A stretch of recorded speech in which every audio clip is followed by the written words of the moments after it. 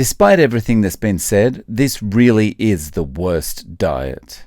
It's been 1 year since I started the carnivore diet. Well, I'm a week shy, but a lot has happened over the last 12 months that I want to talk about in this video. I'm going to talk about some of the discoveries I've made and some stuff that I haven't talked about in any other video. I'll also talk about what to do if you're thinking about starting the carnivore diet.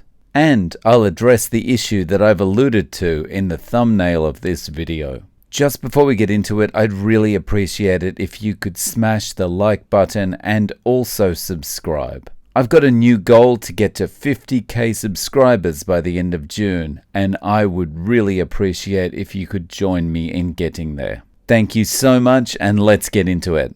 On June 3, 2022, I got some bad news. My doctor told me I was a pre-diabetic alcoholic, which made complete sense.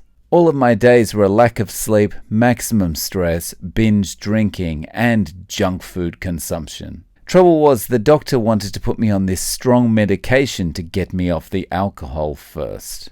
A drug that's got a lot of side effects and deadly effects if it works properly. So I chose to try something on my own. Having done keto before and knowing that it would improve my self-control, I decided to go on keto that day. And within a week, keto had transitioned to carnivore because of some bad reactions I was having to vegetables. And I've been carnivore ever since. And in the last 12 months, I've noticed some changes. Some very big changes. First of all, here's what I looked like a year ago. And here's what I look like now. And just so you know I'm not holding my stomach in, here's a sitting down comparison. I've lost 34 pounds since I started eating this way, and I'm gradually gaining it back now as muscle. So that's pretty good. And now here's how it's impacting my life. I no longer feel frustrated trying to fit into clothes. I have more clothes that I can choose from. And I no longer feel disgusting when I'm out and about, having squeezed into clothes that no longer fit me, that make me walk like I've just pooed my pants. And here are some other things that have improved. I no longer have gum disease. The real world benefits of this are that my gums no longer bleed when I brush my teeth. I can use a hotel toothbrush with confidence. My gums and teeth aren't sensitive anymore. And people don't recoil from my bad breath when I start talking. I no longer have arthritis in my left knee, and it's hard to overstate the benefits of being able to move without feeling pain. A year ago, it was exhausting walking up the stairs. My daily commute involves a 15-minute walk from the train station to the school. And a year ago, this walk was taking so much out of me because of the arthritis and the pain that I was exhausted when I arrived at school, and I was really starting to feel like an old man. Now, it's like I never had arthritis. There is no pain in my left knee at all. And there are a lot of other improvements that I could talk about forever. But as I've covered a lot of these before, I'd like to talk about something that I haven't mentioned in my videos yet. And it has to do with my mind. When you're eating a regular diet, you really start to notice yourself getting older. And I definitely noticed this from 45. The pains, the aches, the coughs, that new problem you notice when you're getting out of bed in the morning. And certainly for me, and probably for others too, you just start accepting these things as part of getting older. It's almost like you just accept that you've turned the corner and it's now a downhill slide and you're just going to make the most of it until the point where you're in a wheelchair or a nursing home. But when I changed what I was eating and the pain and the aches went away, my mindset changed. It shifted to a mindset of anticipation.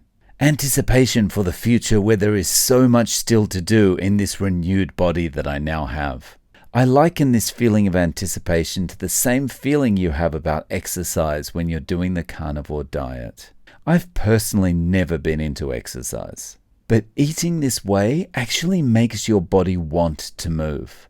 Your body suddenly wants to be active. This overwhelming feeling of, let's get moving, let's get active, there's things to do. And that's exactly how my mindset has shifted about the future. Now, I'd briefly like to talk about what to do if you're thinking about starting carnivore, especially if you want to start, but you're just not sure where to go. And my advice is going to be simple. Just get started. And here's what to do. Start increasing the amount of meat in your diet. Favor fatty red meat. And eggs too if you like them. And cook these up in tallow, lard, or ghee. And gradually cut everything else out. Over a month or so, gradually cut out all processed food, sugars, seed oils, fruit, and vegetables. Basically, your diet should be getting more keto every day until you get to carnivore. You want to transition like this to minimize the side effects that you're going to feel, like keto flu and diarrhea. I did a pretty extreme transition, but I think because I've done low carb and keto before, I didn't suffer much because of it. I'm now at the stage where I only eat once a day, and that meal is made up of 12 eggs and about a pound of beef cooked in lard. And here's what that looks like.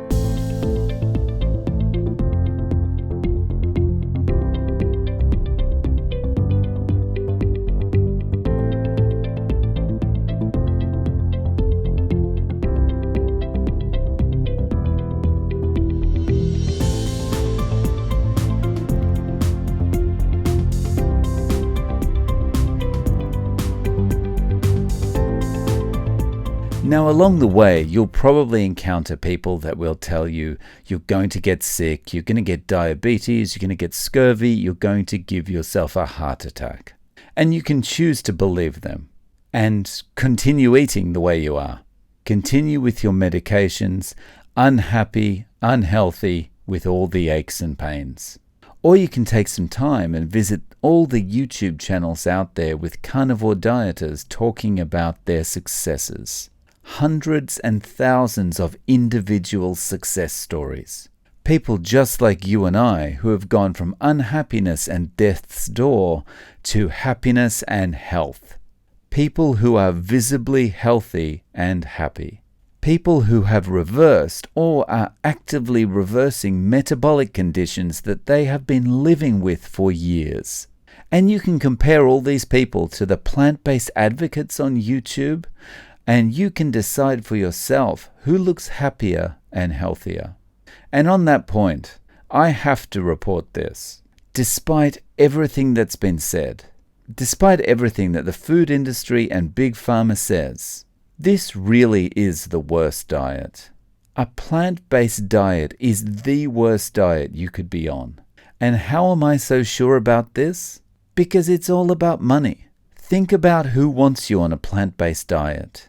The food industry who produces it, Big Pharma who sells the medications to manage the metabolic conditions which are driven by the plant-based processed foods that you consume, and the governments made up of politicians supported by the lobbyists from Big Food and Big Pharma.